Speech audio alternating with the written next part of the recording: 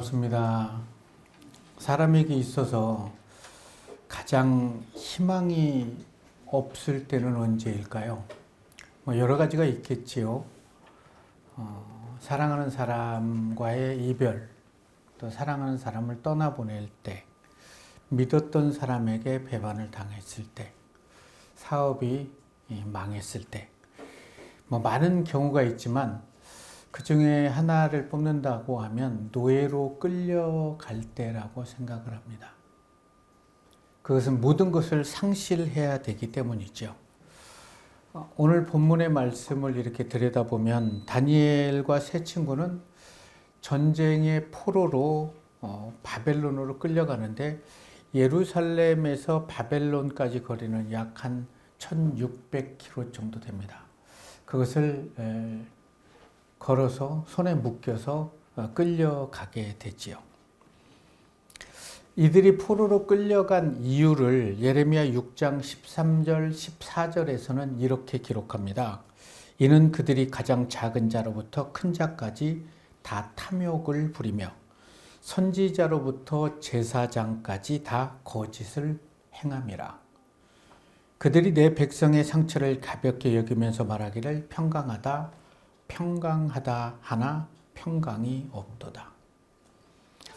예레미야 선지자가 예루살렘이 바벨론에 침공되기 4년 전인 BC 609년에 예루살렘 안에서 자행되어지고 있는 온갖 악행을 눈으로 보면서 그들에게 부르짖는 절규였어요. 예루살렘이란 원래 평화의 성이라는 뜻이었는데 그 성의 평화가 사라지고 엄청난 악이 난무했던 그런 성으로 전락해버리게 되죠. 그날은 참 무서운 날이었는데 아담이 태어난 지 3509년 전 9년째가 되는 해였고 후세 사람들은 그 해를 BC 605년이라고 계산을 합니다. 그해 바벨론 느부갓네살 왕이 바벨론에서 예루살렘을 쳐들어와서 다니엘과 세 친구 그리고 많은 사람들을 포로로 잡아가게 되지요. 오늘 함께 은혜 나눌 말씀은 다니엘서 1장 1절에서 9절의 말씀입니다. 유다 왕 여호야김이 다스린 지 3년이 되는 해에 바벨론 왕 느부갓네살이 예루살렘에 이르러 성을 에워쌌더니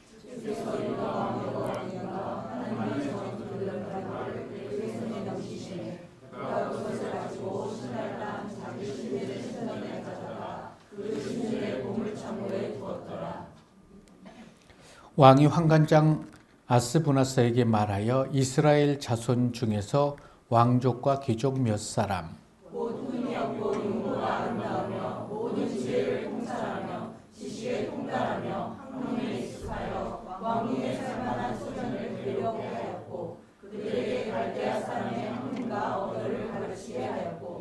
또 왕이 지정하여 그들에게 왕의 음식과 그가 마시는 포도주에서 날마다 쓸 것을 주어 3년을 기르게 하였으니 그 후에 그들은 왕 앞에 서게 될 것이더라.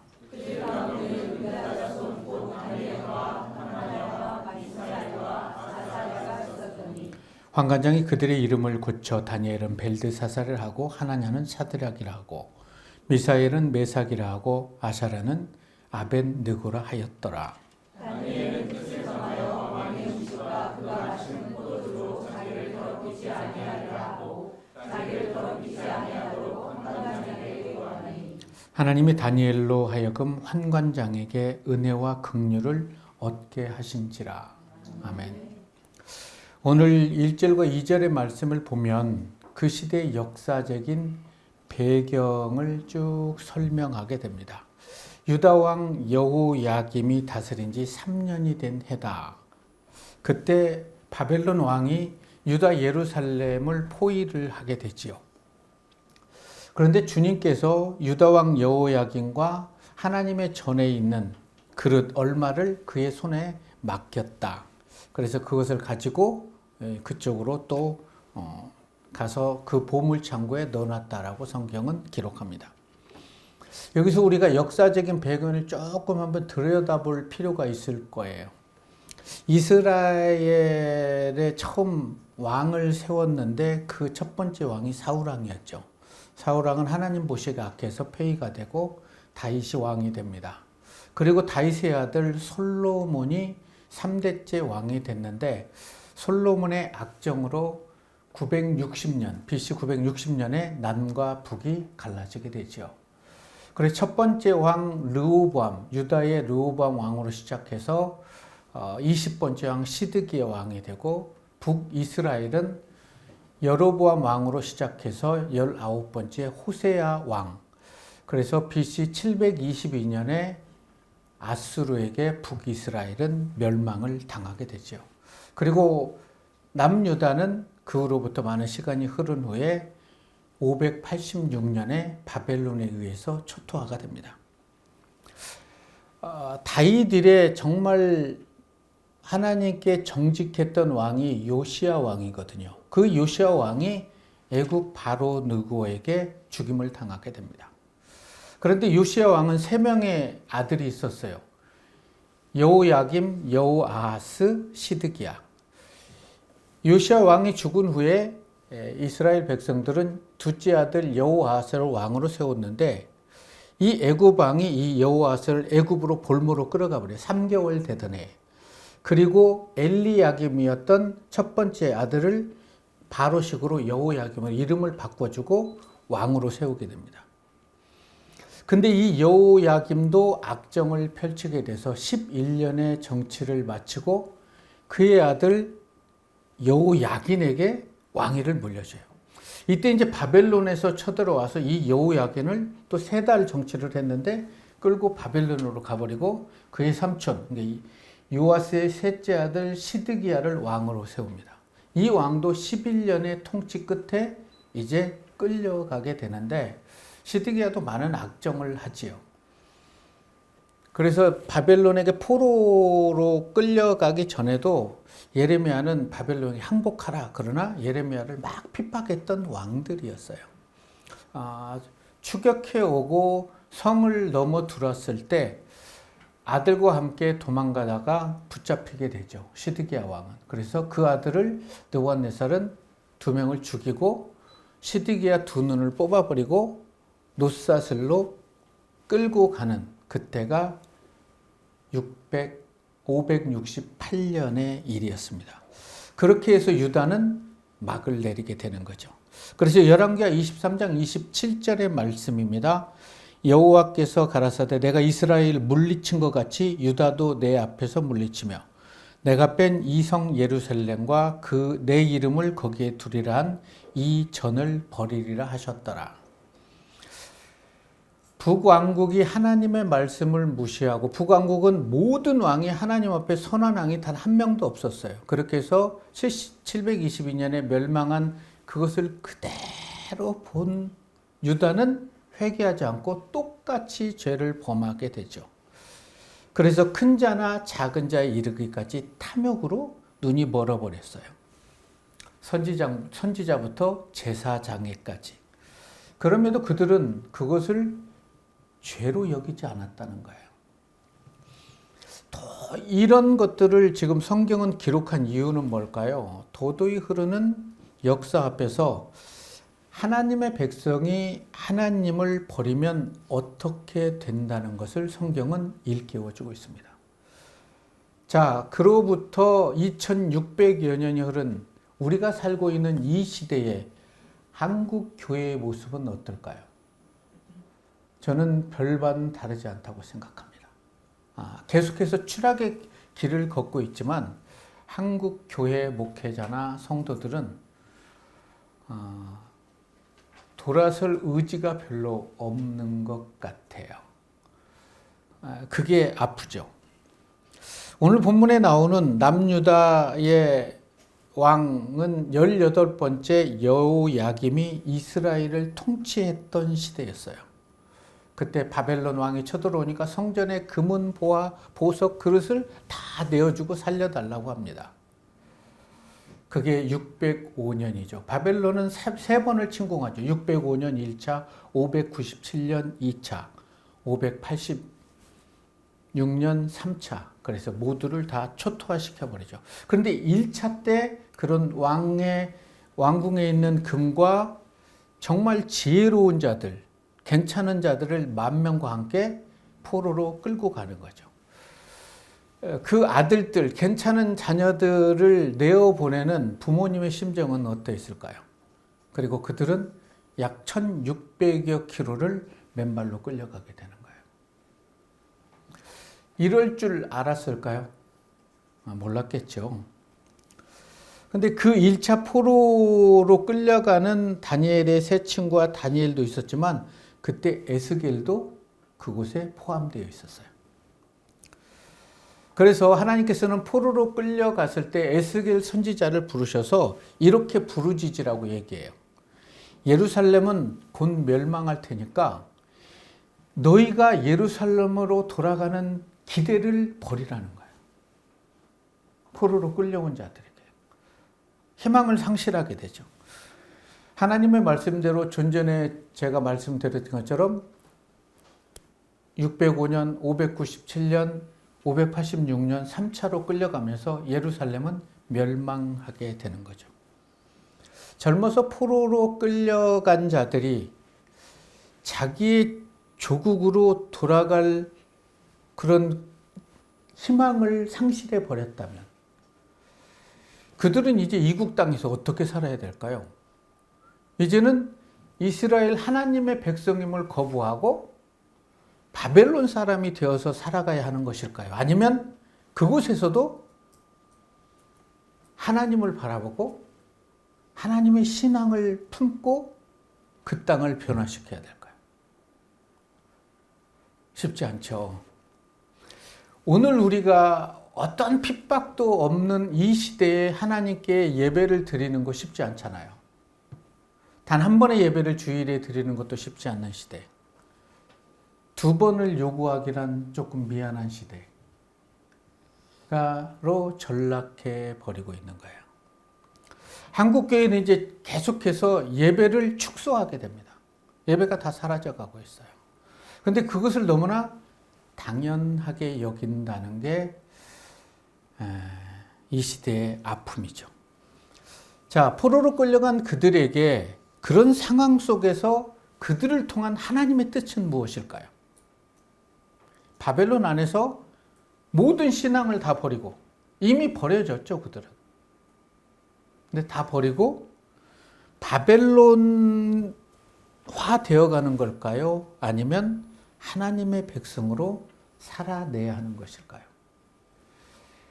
바벨론 느부갓네살 왕은 다른 종교는 일체 인정하지 않습니다. 그래서 유대 나라처럼 이 성전을 두고 고집부리는 이런 나라들은 성전을 다 흩어버리는 거죠. 파괴시켜버리는 거죠. 그래서 그들의 종교나 근거지를 아예 말살시켜버린 거죠. 한 걸음 더 나아가서 그 나라의 가장 지혜롭고 총명한 아이들을 데리고 가서 바벨론화를 시켜버리는 거예요. 여러분 3년을 바벨론 교육을 받는다면 어떻게 될까요? 아침, 저녁, 점심, 저녁까지 최고의 음식을 주고 그 외에는 바벨론의 모든 학문을 그들에게 가르치는 거예요. 그 시대에 학문이 뛰어난 박사들이 3년이 딱 되면 그들은 감히 어느 누구도 범접할 수 없는 그런 지혜를 안고 살아가게 되고 그 위치에 오르게 되는 거예요. 그래서 바벨론 왕궁의 교육 대상으로 뽑힌다는 것은 바벨론 젊은이들도 쉽지 않은 거예요. 네. 그것만 딱 졸업하면 그들의 출세는 미래는 보장이 되는 곳이 왕궁 학교였어요. 그런데 그곳에 다니엘과 세 친구가 선출이 되게 된 거죠.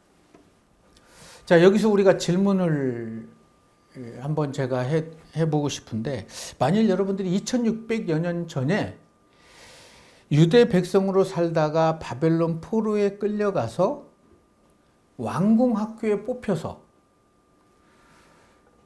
거기서 교육을 받고 있다면 나는 모든 것을 다 내려놓고 바벨론화 되어서 그 땅에서 평화롭게 살 것인가? 모든 것을 누리며. 아니면 모든 것들을 다 내려놓고 하나님의 말씀에 우선순위를 두고 하나님의 말씀으로 살아갈 것인가? 말도 안 되는 질문이죠. 네. 이 시대에 과연 이런 질문은 너무나 무거운 것 같아요. 나의 작은 것 하나도 내려놓기가 쉽지 않는 시대를 우리는 살고 있지 않습니까? 풍요와 모든 풍요가 난무하는 그런 시대. 그래서 어떠한 것도 제재를 가하지 않는 시대에 모든 것을 하나님께 우선순위를 두고 하나님께 예배한다는 거 쉽지 않죠. 뜻을 정하고 세상의 유혹으로부터 자신을 더럽히지 않고 살아가는 아름다운 삶에 하나님께서는 어떻게 반응하시는지를 오늘 본문을 통해서 오늘을 살아가는 우리에게 제시해 주는 것 같아요. 그럼에도 불구하고 뜻을 정하고 말씀대로 살아내면 내가 이렇게 축복해 줄 거야.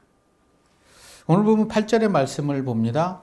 다니엘은 뜻을 정하여 왕의 음식과 그가 마시는 포도주로 자기를 더럽히지 아니하리라 하고 자기를 더럽히지 아니하도록 환관장에게 구하니. 이곳에 모인 사람들은, 학생들은 왕의 음식과 포도주를 거부한다는 것은 죽음을 뜻하는 거였어요. 그런데 다니엘과 세 친구는 그 죽음을 받아들이겠다는 거예요. 그러니까 죽음을 각오하고 뜻을 정하게 되는 거죠. 쉽지 않죠. 그런데 그들이 죽음을 각오하고 뜻을 정하자 하나님께서는 환관장의 마음을 변화시키는 거예요. 그래서 그들의 요구를 들어주게 하는 거죠. 나의 시간, 나의 건강, 나의 물질, 나의 목숨이 왜 귀하지 않겠습니까? 너무나 귀하고 귀하지만 그럼에도 더 가치 있는 것을 위해서 자신의 삶을 내려놓은 삶이 뜻을 정한 인생이라고 성경은 말씀합니다. 다니엘과 세 친구는 뜻을 정하여 왕의 음식과 그가 마시는 포도주로 자기를 더럽히지 아니하려 하고 환관장에게 구했다는 것은 포로의 입장에서는 너무나 불가능한 것이었죠. 그러나 여기서 눈여겨볼 것은 불가능한 상황 속에서도 하나님의 말씀에 순종하려고 뜻을 정했다는 거예요. 어떻게 이들이 이토록 아름다운 결심을 할 수 있었을까? 다니엘, 하나냐, 미사엘, 아사랴, 이 네 사람의 이름에는 모두가 여호와 또는 하나님이라는 의미가 담겨져 있어요. 이러한 이름을 통해 그 부모들은 이러한 이름을 지어주고 이러한 삶을 살아가라고 하나님의 말씀으로 그들을 가르쳤고 그들을 위해서 기도했다는 거예요. 그렇기 때문에 이들은 어려서부터 끌려오기 전까지 철저하게 하나님의 말씀으로 준비되었던 자녀들이었어요. 그렇기 때문에 바벨론에 끌려와서 왕궁 학교에 선출이 될 수 있었겠죠. 다니엘은 하나님은 나의 심판, 하나냐는 하나님은 은혜로우시다, 미사엘은 하나님과 같은 분이 누구신가, 아사랴는 여호와께서 도우셨다. 하나님이 나의 심판이다. 하나님은 은혜로우시고 하나님 같은 자가 누가 있습니까? 여호와만이 우리를 도우십니다. 이게 이들의 이름의 뜻이었어요. 하나님은 타락한 이스라엘 백성들을 심판하셨고 심판 중에 은혜를 베푸셔서 이들을 바벨론 왕궁 학교에 배치를 하게 된 거죠.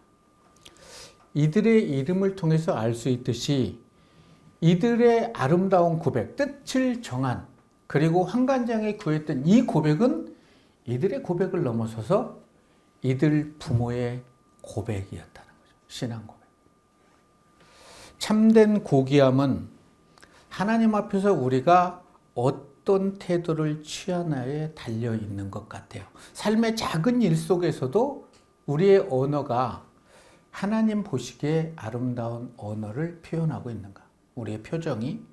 다니엘과 세 친구는 왕의 음식을 먹는 문제를 가지고 많이 고민했겠죠.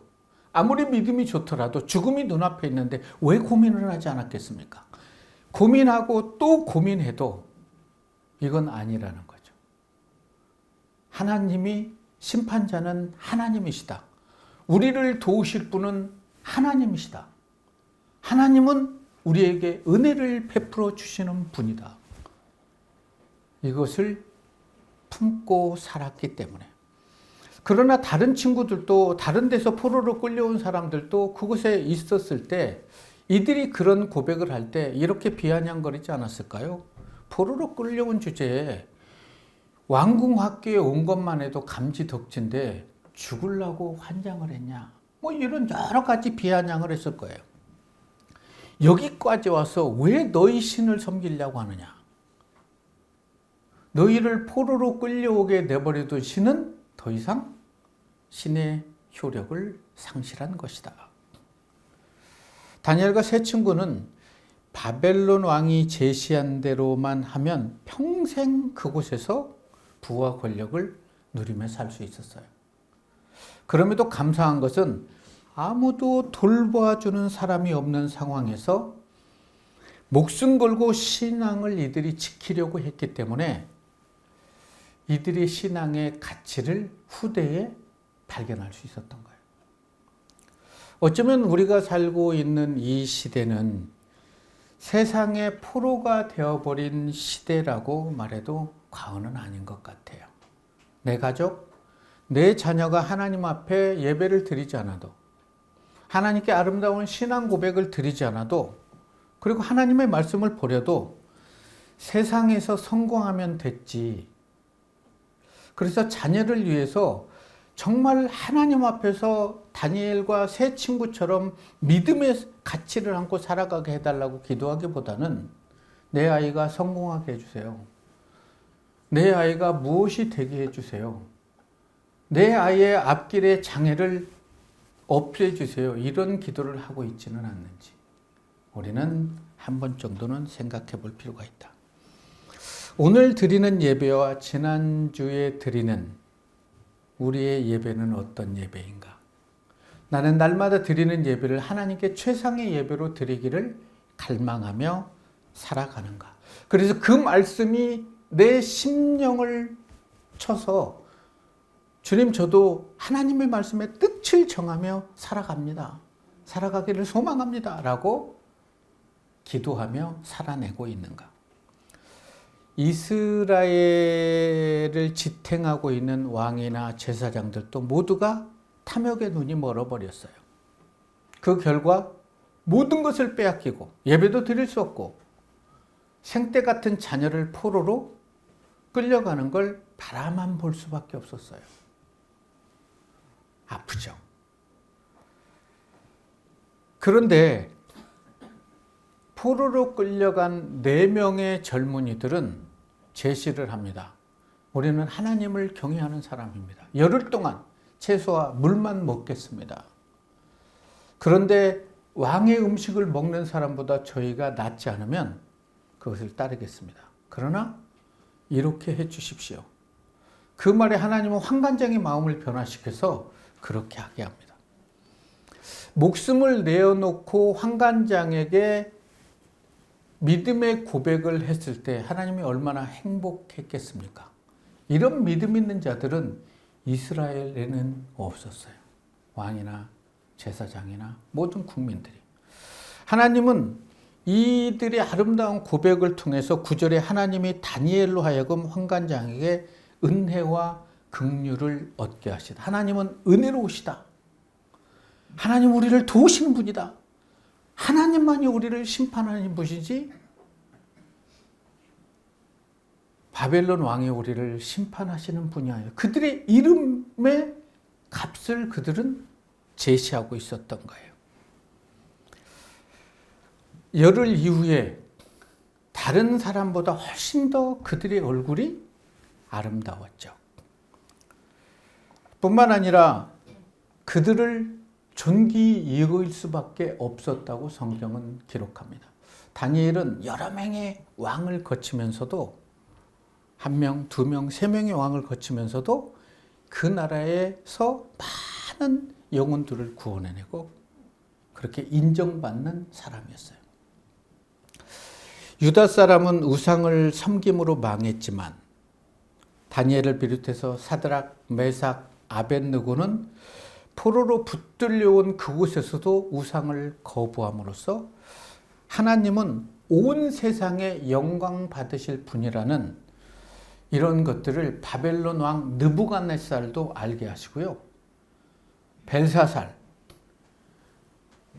사자굴에 떨어졌을 때도 그 왕도 바뀌지만 그 왕도 그래요. 다니엘아, 사시는 하나님이 너를 보호하셨느냐? 보호하셨다고 고백을 해요. 사람들은 오늘 본문을 읽어 내려가면서 이들을 통해서 많은 대리만족을 느끼게 됩니다. 이들같이 살고 싶은 생각은 없지만 이들이 받은 은혜를 받고 싶고 이들의 믿음을 소유하고 싶은 거예요. 대가를 지불하지 않는 그런 요행된 삶을 살고 싶어 하죠. 그래서 기도하죠. 이런 상황이 놓이게 되면 자신도 이런 고백을 할 수 있게 해달라고. 그런 고백이 피어날 수 있을까요? 그런데 이들의 믿음의 고백에는 수많은 나날을 이 아이를 품고 이 아이를 키우면서 눈물로 기도하고 이 아이를 하나님의 말씀으로 키웠던 그 부모님들의 위대한 신앙이 뿌리가 되었다는 거예요. 여러분, 이 시대에 가장 가슴 아픈 게 뭔지 아세요? 부모님들이 자녀에게 신앙의 유산을 물려주지 않는다는 거죠. 예배가 얼마나 소중한지를 물려주지 않기 때문에 예배보다 더 급한 게 있으면 패스를 시켜주는 게 이 시대의 문화 아닙니까? 아프죠. 그런 자녀들에게 하나님의 은혜가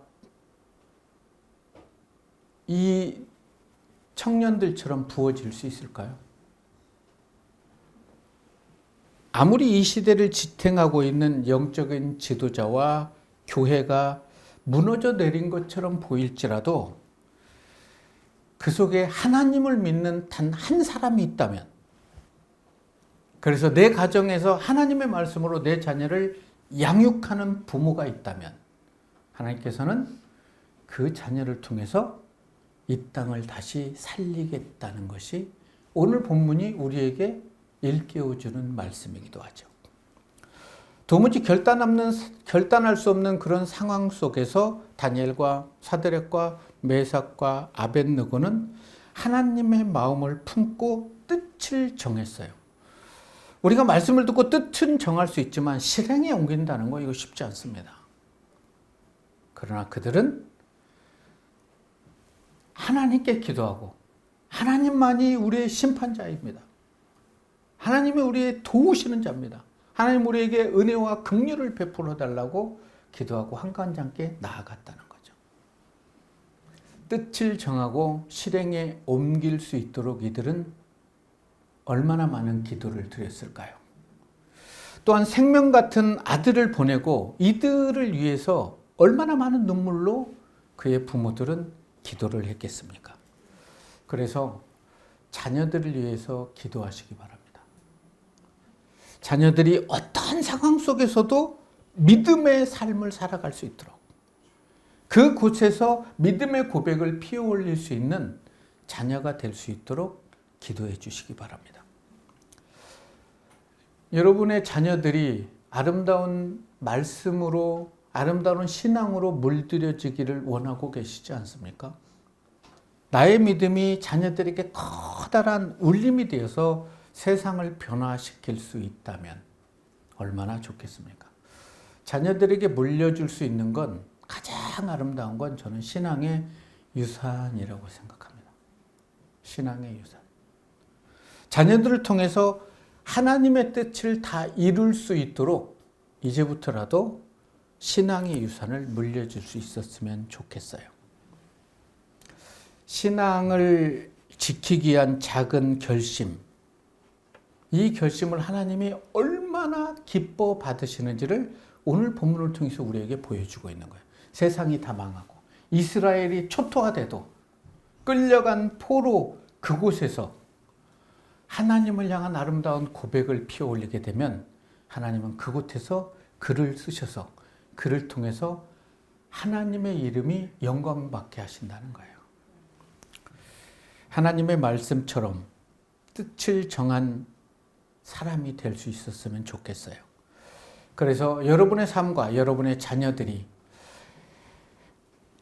살아가는 하루하루를 하나님이 기대할 수 있는 그런 삶을 펼쳐갈 수 있기를 우리를 죄에서 구원하신 예수님 이름으로 축원합니다.